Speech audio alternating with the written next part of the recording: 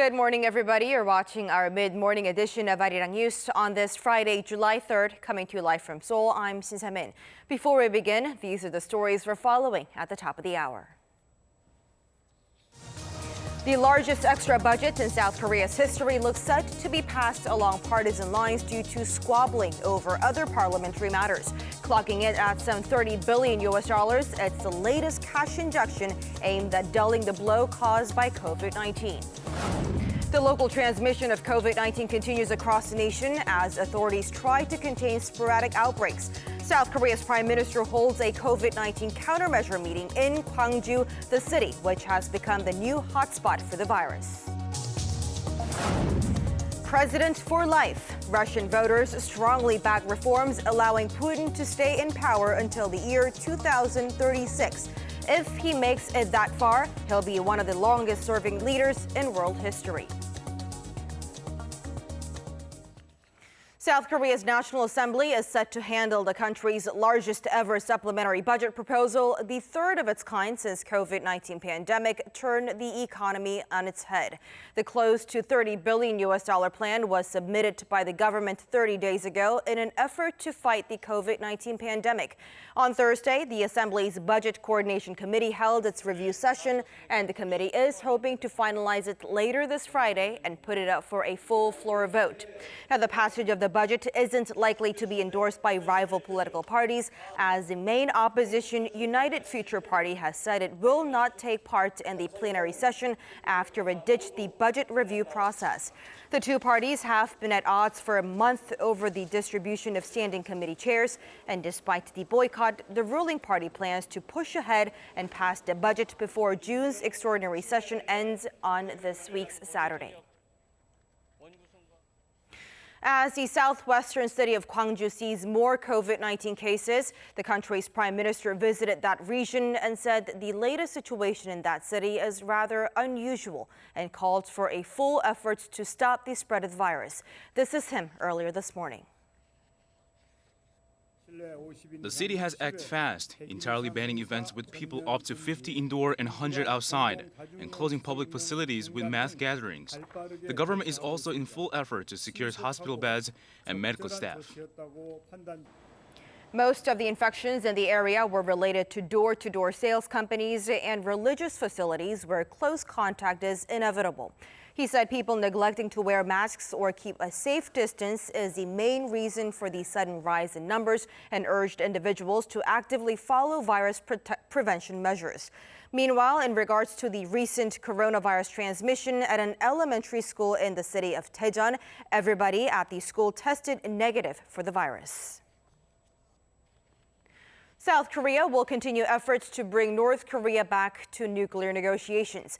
And Seoul's top diplomat says South Korea and the United States are communicating on various levels to set up another summit between North Korea and the United States. Our Unification Ministry correspondent Hong Yu with more. Speaking to reporters on Thursday, Foreign Affairs Minister Kang Kyung-hwa said the government will focus on managing the situation on the Korean peninsula, but won't let its guard down. We'll keep a close watch and maintain preparedness while focusing on our efforts to continue the momentum for dialogue between North Korea and the U.S. and between the two Koreas. Kang also said that the foreign ministry is communicating with the U.S. to try and arrange a summit between North Korea and the U.S. before November's U.S. presidential elections. This follows President Moon Jae-in's statement in the South Korea-EU virtual summit on Tuesday, where he said he would do his best to try and make such a summit happen.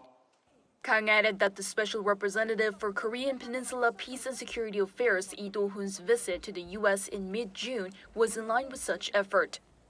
Amid speculation that the U.S. Deputy Secretary of State Stephen Biegun is planning to visit South Korea this month, Minister Kang refused to confirm the information but said they're working on a U.S. senior official's visit to South Korea.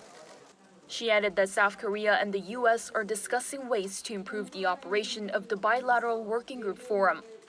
The working group was first established in 2018 as an arena to discuss the denuclearization of North Korea and other issues regarding the two Koreas and the U.S. Hong Yu, Arirang News.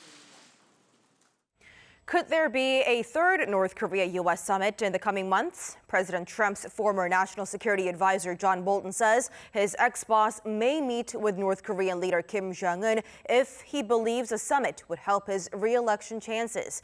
Speaking to foreign press in New York City on Thursday local time, Bolton said if President Trump feels a need to boost his chances in the November 3rd election, he may hold a summit as an October surprise. In his latest memoir, Bolton writes that President Trump was never serious about reaching a deal with Kim and wanted the summit as a publicity stunt. In the latest round of polls, President Trump trails his Democratic rival Joe Biden nationally by double digits. Despite such calls from the outside, in North Korea, however, no reference made in regards to inter-Korean or North Korea-U.S. relations. According to a Wire report this morning, North Korean leader Kim Jong-un attended a Workers' Party politburo meeting on Thursday that focused largely on the COVID-19 situation. The state-run Korea Central News Agency reported that Kim ordered his party to thoroughly review anti-epidemic measures, this despite the North reporting 0 cases of COVID-19, even as more than 10 million people have been infected around the world. Also, no mention of any discussions on inter-Korean relations that have soured over defectors' flying of anti-regime propaganda leaflets into the north, as well as the demolition of a liaison office in the border city of Kaesong.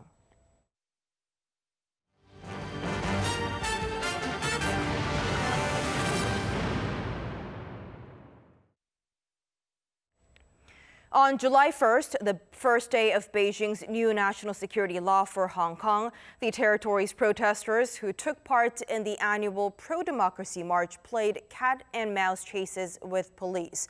Over 370 protesters were arrested while the authorities fired tear gas and pepper balls. Our Kim Hyo-sun with more.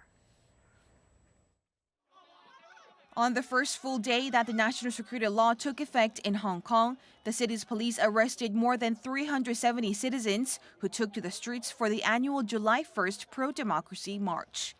Among them, at least 10 have been charged for violating the new national security law by shouting for Hong Kong's independence. When they say day is night and dark is light, you just can't argue because they are the law. But this is not rule of law. This is not even rule by law. This is rule by decree, because anything is up to their interpretation. Hong Kong police also fired tear gas, pepper balls, and deployed water cannons against the protesters. Such unrest follows the Chinese government's passing of the new national security law, which is ostensibly meant to restore prosperity and stability to a city rocked by months-long protests. However, the new legislation is also expansive in another unprecedented way, as it covers not only Hong Kong residents, but also anyone living abroad. In other words, Hong Kongers studying or working abroad, as well as foreign nationals, can be subject to the controversial law. On the same day the law took effect, the UK announced that it will offer citizenship to around 3 million Hong Kong residents who have British national overseas passports or who are eligible for one. A day after the announcement, Beijing's foreign ministry slammed the UK, warning it could retaliate with, quote, corresponding measures. Hong Kong matters are China's internal affair. Foreign forces should not interfere. The legislation of the national security law belongs to our national jurisdiction. As many nations around the world condemn the new law, the U.S. Senate on Thursday approved a bill to impose sanctions on banks doing business with Chinese officials involved in the implementation of the national security law on Hong Kong.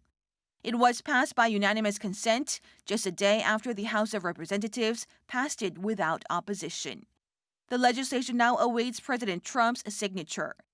Kim Hyo-sun, Arirang News. Russian President Vladimir Putin looks to have cemented his political future for another generation. Russians approved a national referendum to revise the country's constitution on Wednesday that could see Putin remain in power until 2036. For more on what this could mean, our Lee Seung-jae tells us more. Vladimir Putin has been leading Russia either as president or prime minister since 1998. As it stood, Russia's constitution had required Putin to step down after his current 6-year term ends in 2024. That is, until a referendum on the constitution passed this week, allowing him to serve 2 more 6-year terms.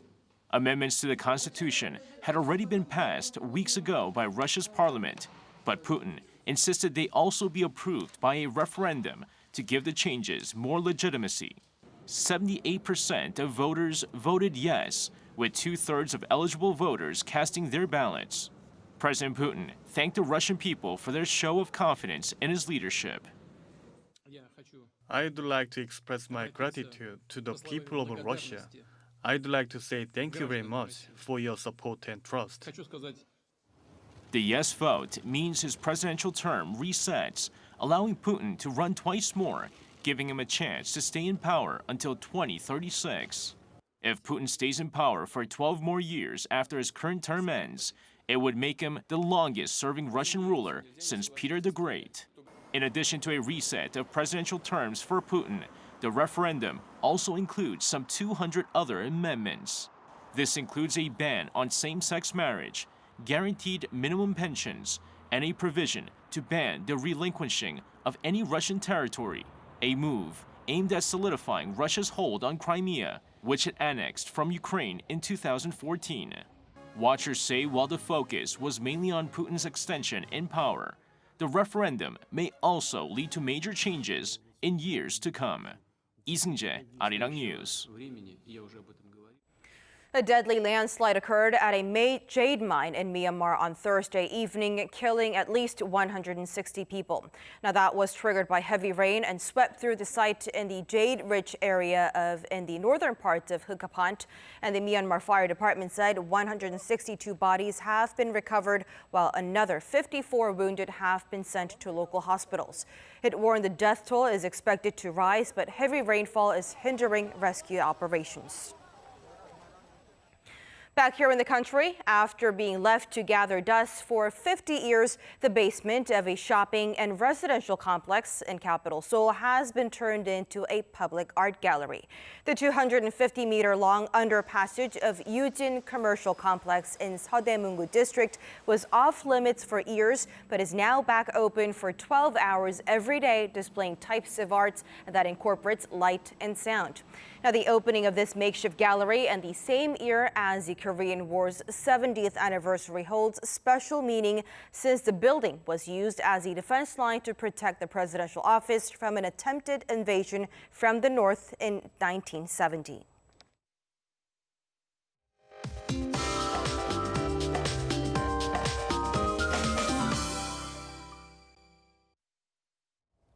Good morning. Jeju and Jeollanam-do province have been seeing rain since early in the day, and showers are now spreading to more southern parts of the country. So Jeju could see 20 to 60 millimeters of rain, while other southern regions will be seeing 5 to 20 millimeters, but the rain will let up from western regions this afternoon. Meanwhile, northern and central regions will see passing showers with thunder and lightning at times. Temperature-wise, afternoon readings will be as warm as yesterday for upper parts at 28 degrees Celsius here in the capital, while southern regions will get some relief from the heat today, Daegu, Gwangju getting up to 25 degrees Celsius. A monsoonal front will return to drought rain to southern regions on Sunday, then rain will spread nationwide by next Tuesday. That's Korea for you, and here's the international weather for viewers around the world.